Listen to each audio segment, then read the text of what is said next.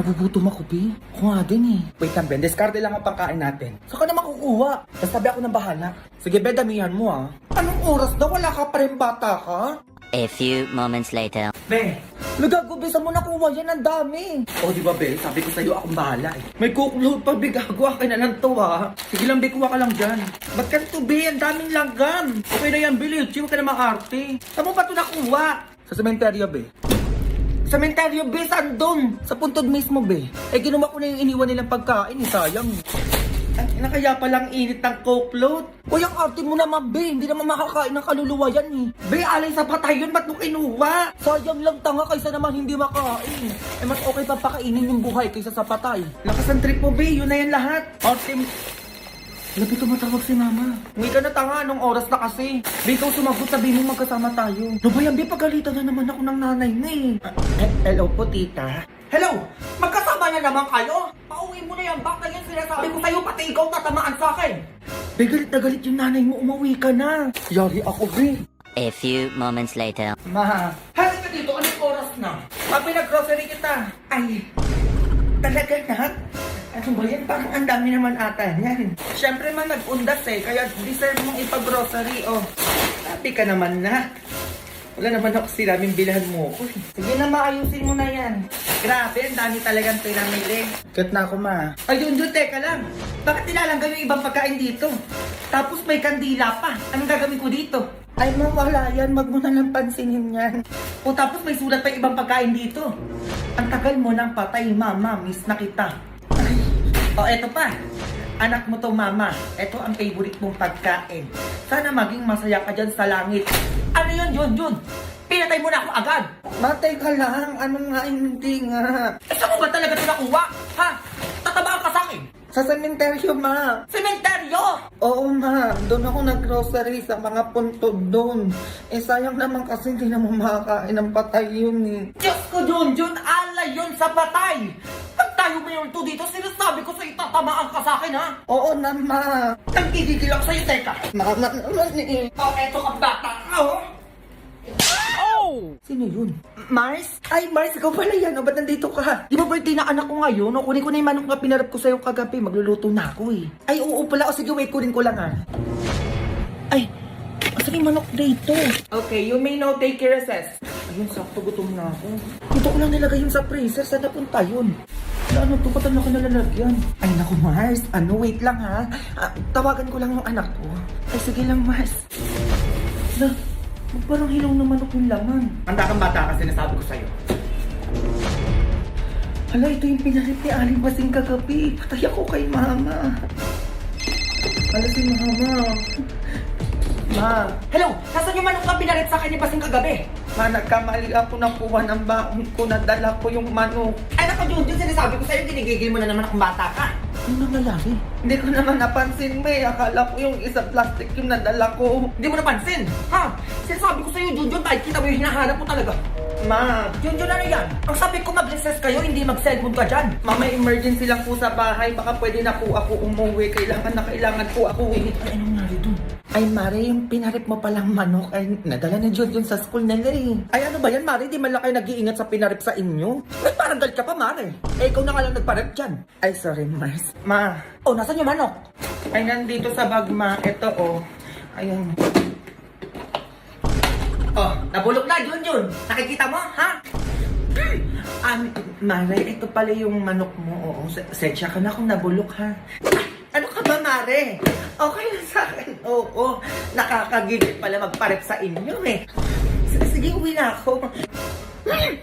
O, nakita mo yon ha? Imbis na bigyan tayo ng handa para may pang merienda tayo, wala na. Ma. Oh, eto kang bata ka, teka. Ma. Eto sa'yo, halik ka. Oh! Ma.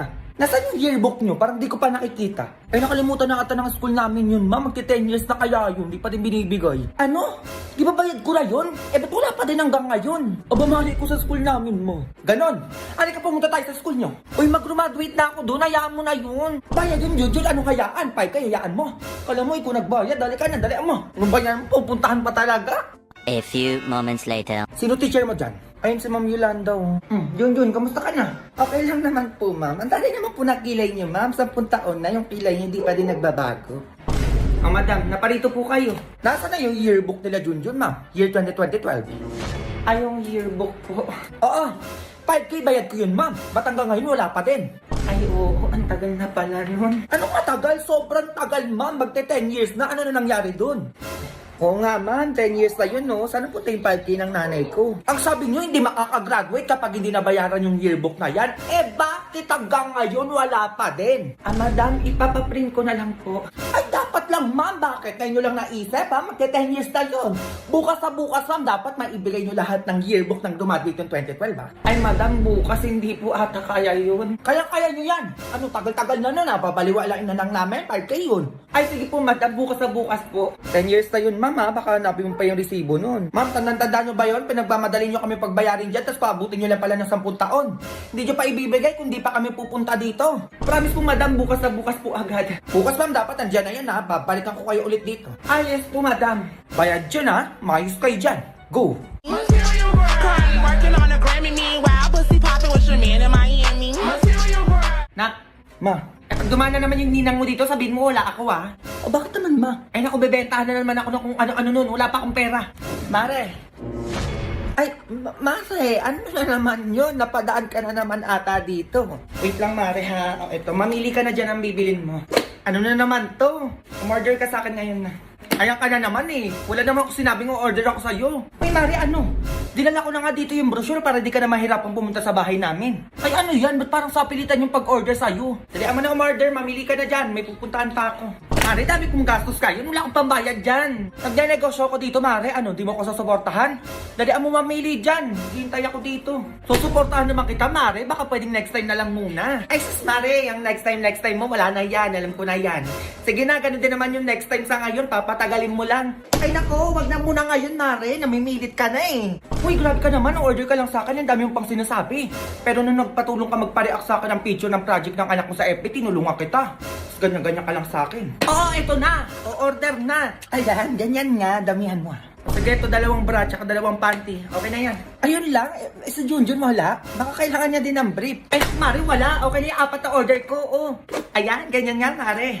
Ayan, tutupiin ko na ha para alam natin yung order mo. Baka bukas nandito ka na naman ha. Ay, ewan ko lang. Hindi natin niya sure. Sige, okay na yan. Pwede na yan. Pwede ka na umalis. Sige, iwan ko muna dito yung brochure ha. Baka kasi may pahabol ka pang order dyan. Bakit ba? Ba, alam niyo na yung issue? Oo, ay, ano? Tatas ko naman Ako ba pinapanood ko diba? ba? Ano masasabi niyo doon? Ha? Ang masasabi ko doon, ano, huwag kayo magtiwala sa kaibigan niyo. Ay, Oo, babe, tanga kapag inaway mo ko, ilalabas ko yung mga pinagsasabi mo. Ikaw ka, babe, block na lang kita. Kago, joke lang. Sinong pa kayo na daw? Ako din, babe, alam ko nagsalita na rin yung ano eh. May nagsalita kanina sa send ko sa GC. Si ano din nagsalita na? Si ano, oo, gusto ko magsalita din si ano, si Ate Jenny. Oo, di ba, guys? Alam, babe, gago yung sasalita ko sa GC. Dalaan niyo. Sige, best, send mo, tignan ko na. Oo, ako Sige, din, go. tignan ko din, Papanoorin ko. panoorin ko, go. Send yun na. Ma. Ano na naman? Pinapatawag ka sa school namin, ma. May gagawin ba ko, Junjun? Ano na naman ba yan? Di ko alam, ma. Bad news daw eh. Bad news na nga, Junjun. Wala na katapusan niya patawag-patawag sa kanya sa school na yan. Ma. Olik ka, dalihan mo. Puntahan natin yung teacher mo. A few moments later. Magandang hapon po, ma'am. Pasok. Ma'am, bagsak po ba si Junjun? Yes, bagsak si Junjun kaya kailangan niyang umulit ng grade 6. Ma'am, saan po ba ako bumagsak? Binagsak mo lang naman yung mga essay at mga assignment mo. Ay, hindi po ako gumawa niyan, ma'am. Si mama po. Ay, kayo naman pala gumawa ng mga assignment ni Junjun, nanay. Eh di kayo uulit ng grade 6. Ay naku, ma, matanda na ako. Ayoko na po mag-aral. Ay, hindi pwedeng ganyan-ganyan sa akin, nanay. Mag-enroll kayo sa akin at mag-repeat kayo next year. Ma'am naman, yung project ko, ma'am, bagsak ko din po ba yun? Ay, oo, hindi mo alam. Lalo na yung pinaproject ko sa inyo na mag-picture kayo sa ilalim ng lamesa ng duck, cover, and hold. Ma'am, di ba nagpasa ako nun? Yes, nagpasa ka nga, pero binagsak naman kita. Dahil ang iksi-iksi ng short mo. Ay, bakit, ma'am? Required ba magpalit ng short bago lumindol? Oo nga naman, ma'am. Eh, ginaganyan-ganyan mo ko, Junjun. Ikaw ang gumagawa ng grades mo. Tagalagay lang kami. O, pakilagay 95, ma'am. Eh, bakit? Anak ko tagagawa ng grades, diba? Eh, di gagawin namin 95. Pakilagay na lang, ma'am. Sabi mo, tagalagay ka lang eh. Be, ambag mo 1K. O, ma'am, may ambagan daw 1K, oh. Ano, 1,000? Para saan yan? Ay, ano po, isusurprise lang po naman sana si ma'am ng motor po. Kaya po mag-ambagan po kami 1K. Motor, be? Grabe naman yung surprise nyo. Hoy, hindi niyo ako maluloko. Di ba anak mo tong estudyante mong, ma'am? Oh, huli. Anong surprise surprise pinagsasabi niyo dyan? Ano kami bibili ng motor para sa inyo? Gusto niyo lang magkamotor kaya nagpaambagan kayo. At teka lang po, nanay. O, diba? Ay, parang may principal office dun ah. Ay, papasa ko na lang po si Junjun, nanay. Oo, tas hindi ko na din po kayo papaulitin ng grade 6. Ayan, ganyan! Ganyan nga, ma'am. Ay, 99 na po yung grade sa akin ni Junjun, madam. Para almost perfect na po. 99. Sigurado yan ah. Opo, nanay. Ayan, no? Ayan, good. O, pasado ka na, Junjun. Yes. Umayos kayo dyan ah.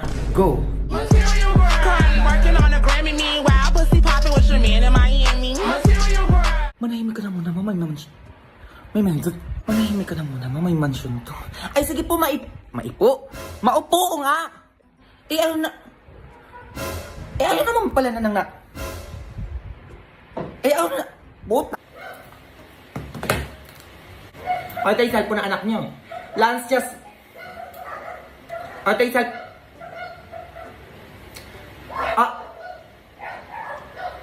Ay, tayo cellphone na anak nyo. Lance... Hindi, wag kang maganda tawa. Ha? Hindi ko. Wait lang. Sige, tuloy pa natin to. Ituloy natin. Wait lang.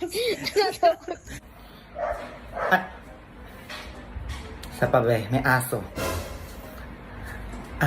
Sir, ginugel ko lang di...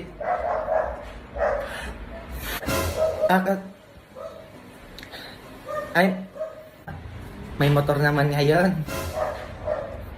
Sabihin nyo lang, ayaw nyo na ako mag-video dahil titigil ko na to. Ay ma'am, ilalabang ko yung estudyante mong si Junjun sa poster making contest. Bobo naman, isa pa. Ay, hindi din po ako yung utang. Ay, hindi madam, ang ganda nga. Kanina pa sumasabi.